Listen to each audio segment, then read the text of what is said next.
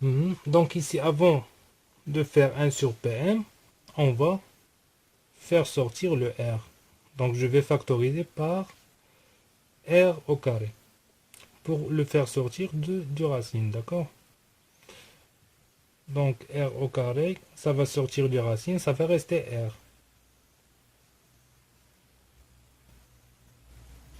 Donc voilà, ça va devenir, donc PM est égal à quoi? Est égal à R, facteur de quoi? Ou bien pour aller doucement, je vais factoriser par R au carré, ça va devenir D carré sur 4R au carré, plus 1, plus RT sur R au carré cos θ. D'accord? Donc la même chose pour NM. Ici c'est moins, pardon. Ici c'est moins, ici c'est plus. R au carré, facteur de D carré sur 4R au carré, plus 1, plus R fois D sur R au carré, cosinus Z.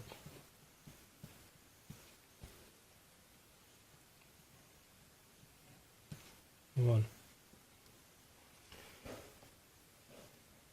Donc si je fais sortir R au carré, ça va sortir.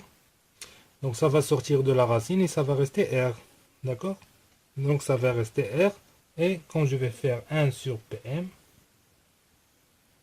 ça va devenir 1 sur R, facteur de T carré sur 4R au carré, plus 1, moins D sur R, cosinus θ. Donc ici, on a inversé. Donc 1 demi va devenir moins 1 demi. Et ici 1 sur NM, ça va devenir 1 sur R. Donc R, 1 sur R, D carré sur 4R au carré, plus 1, plus D sur R cosinus θ à la puissance moins 1 sur 2. D'accord? Donc, si vous avez une difficulté à comprendre ce passage, vous refaites facilement les calculs, donc tout doucement, et ça va s'éclaircir. Donc maintenant, on va utiliser une approximation pour simplifier les calculs. Quelle est cette approximation? Que la distance R, elle est très supérieure à D. Parce qu'un dipôle, donc entre deux particules, on n'a pas une grande distance. D'accord? Donc c'est à l'échelle microscopique ou bien plus petit. Donc toujours la distance M, la distance entre M et le dipôle est toujours plus grande que la distance entre les deux charges qui constituent le dipôle. Donc l'hypothèse qu'on va faire, c'est que R est très supérieur à D. Donc hypothèse. Donc si R est supérieur à D, très supérieur à D, ça veut dire que R au carré va devenir très très supérieur à D carré. Et de ce fait, donc quelque chose de très grand, ça veut dire l'infini par exemple, c'est 0. Donc on va éliminer ce terme et on va éliminer ce terme.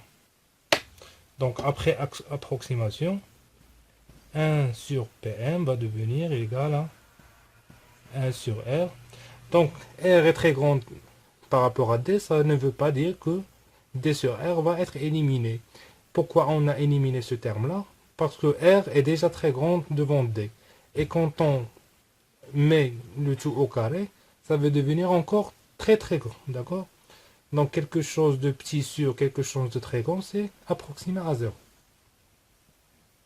Donc ça va devenir 1 moins dr cos θ à la puissance moins 1 sur 2. Et 1 sur Nm, pareil, va devenir 1 sur R, 1 plus d sur R cosinus θ.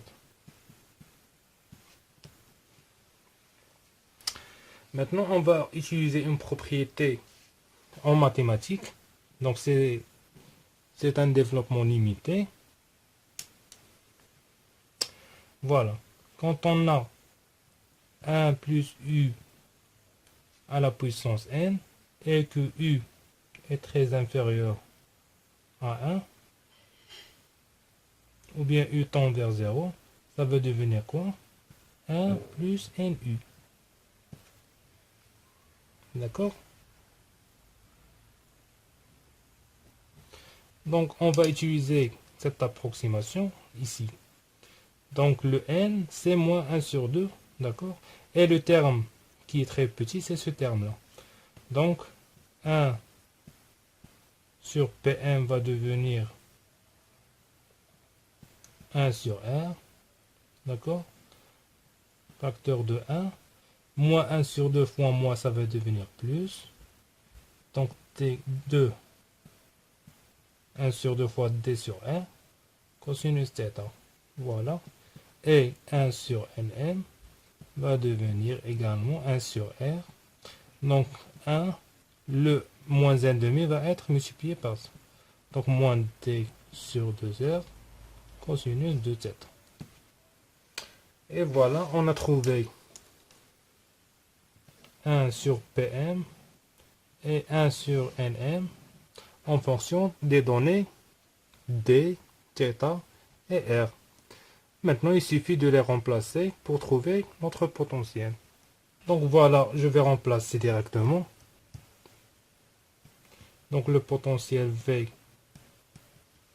au point M va être égal à quoi? À Q sur 4 pi epsilon 0. Facteur de quoi?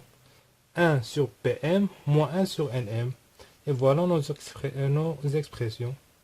Donc 1 plus D sur 2R cosinus de θ moins 7. Donc on va factoriser par 1 sur R. Donc ça va sortir, voilà. Et ça va devenir moins 1 ici. Moins avec moins, ça va devenir plus ici. Et voilà. Le 1 va se simplifier avec le 1. Et on va avoir notre relation. Donc le potentiel va être égal à quoi? À Q sur 4 pi epsilon 0 fois R multiplié par D multiplié par cosinus θ et le R ici, on va factoriser par ce R également qui va se multiplier par le R qui est ici. Donc ça va devenir R au carré. Voilà notre relation. Voilà. Le potentiel Vm est égal à Q fois D sur 4 pi epsilon 0 R au carré fois cosinus θ. Donc vous refaites les calculs pour bien comprendre. Donc voilà, on a terminé cette première partie. Donc la prochaine partie, on va voir, on va en déduire, à travers ce potentiel, on va déduire le champ électrostatique. Donc voilà, abonnez-vous si vous avez aimé la vidéo et à la prochaine partie.